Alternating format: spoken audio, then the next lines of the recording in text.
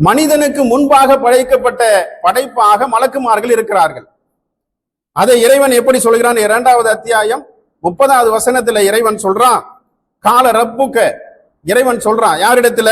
லில் மலாயிகத்தி, மலக்குமார்களை அழைத்து இறைவன் சொல்றானா, இன்னி ஜாயிலு ஃபில் அர்தி ஹலீஃபா, நான் இந்த உலகத்தில் இந்த மண்ணில என்னுடைய பிரதிநிதியை படைக்க போகிறேன், மனிதனை நான் படைக்க போகிறேன் என்று மலக்குமார்களை அழைத்து செய்தியை சொல்றான். நாம மலக்குமார்களையும் பார்க்கல, ஜின்களையும் பார்க்கல.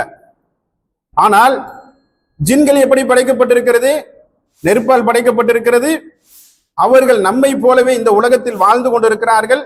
அவர்களுக்கும் காலையில் எழுந்தவுடன் அன்றாட தேவைகள் இருக்கிறது.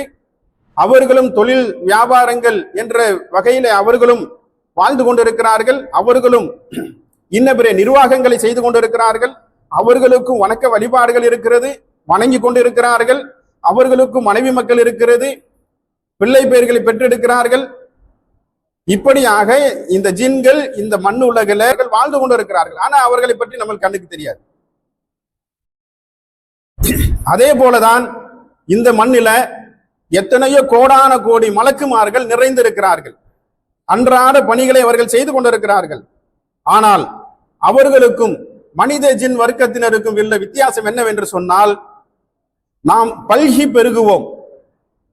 ஆதம் அலைஹிஸ்ஸலாம், ஹவ்வா அலைஹிஸ்ஸலாம் அவர்களை படைத்ததுதான் இறைவன். அதற்கு பிறகு மனித கூட்டம் பல்கி பெருகிக் கொண்டிருக்கிறது.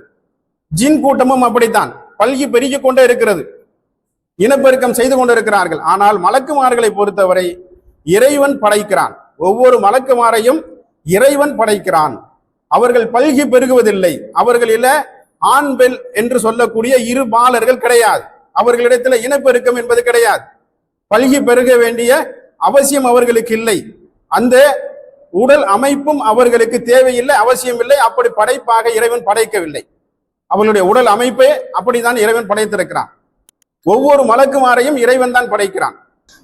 மலக்குமார்களை பொறுத்தவரை நம்மை போல 3 நேரம் சாப்பிடணும், உடல் உபாதைகள் ஏற்பட்டுச்சுன்னு சொன்னா மருந்து மாத்திரைகள் சாப்பிடணும், அதற்குரிய சிகிச்சைகள் எடுத்துக்கொள்ளணும் என்ற தேவையோ அவசியமோ அற்றவர்களாக, உண்ணவோ பருகவோ தேவை உடையவர்கள் அல்லாதவர்களாக மலக்குமார்கள் படைக்கப்பட்டிருக்கிறார்கள்.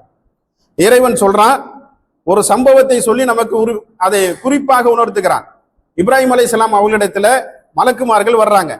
வேற ஒரு வேலையை இந்த பூமியில நிறைவேற்றுவதற்காக வந்தவர்கள் இப்ராஹிம் அலைஹிஸ்ஸலாம் அவர்களுக்கு சலாம் கூறி அவர்களிடத்திலே செய்தியை சொல்லிவிட்டு செல்வதற்காக வந்திருக்கிறாங்க. 51வது அத்தியாயம் 26, 27 வசனங்கள்ல இறைவன் சொல்றான், ஃபரஹா இலைஹி அஹ்லிஹி, இப்ராஹிம் அலைஹிஸ்ஸலாம் அவர்கள் விரைந்து தன்னுடைய குடும்பத்தாரிடம் சென்றார். ஃபஸா பி இஸ்லின் சமீன், அவர்கள் ஒரு பெரிய கறி சமைத்த பாத்திரத்தை தூக்கி வந்து கொண்டிருக்கிறார். பஹரஹு இலைஹிம் கால அலா தாக்குலூன், அவர்களுக்கு முன்னால் அது வைக்கப்பட்ட பொழுது இந்த மலக்குமார்கள் அதை தொட்டு கூட பார்க்கவில்லை. அதனுடைய சுவையும் வாசனமும் கூட உணராதவர்களாக அவர்கள் அங்கே அமர்ந்திருந்தார்கள். அதை பார்த்து இப்ராஹிம் அலைஹிஸ்ஸலாம் அவர்கள் கொஞ்சம் பயமுற்றவர்களாக, நான் மிக சிறப்பாக சமைத்து கொண்டு வந்திருக்கிறேன், நீங்கள் அதை தொட்டு கூட பார்க்கவில்லையே, உணவு உட்கொள்ளவில்லை என்று சொல்லி அவர் அச்சப்படுகிறார், பயப்படுகிறார். உணவு உண்ணாத ஒரு படைப்பா மனித படைப்பு என்று சொல்லி. அப்பொழுதுதான் அவர்கள் சொல்றாங்க, நாங்கள் மலக்குமார்கள் இறைவனிடத்திலிருந்து வந்திருக்கிறோம் என்று. இதுல 2 விஷயங்கள் நம்ம உணர கடமைப்பட்டிருக்கிறோம். என்னவென்று சொன்னால், மலக்குமார்கள் உண்ணவோ பருகவோ அவசியமற்றவர்களாக, தேவை உடையவர்களாக அல்லாதவர்களாக படைக்கப்பட்டிருக்கிறார்கள்.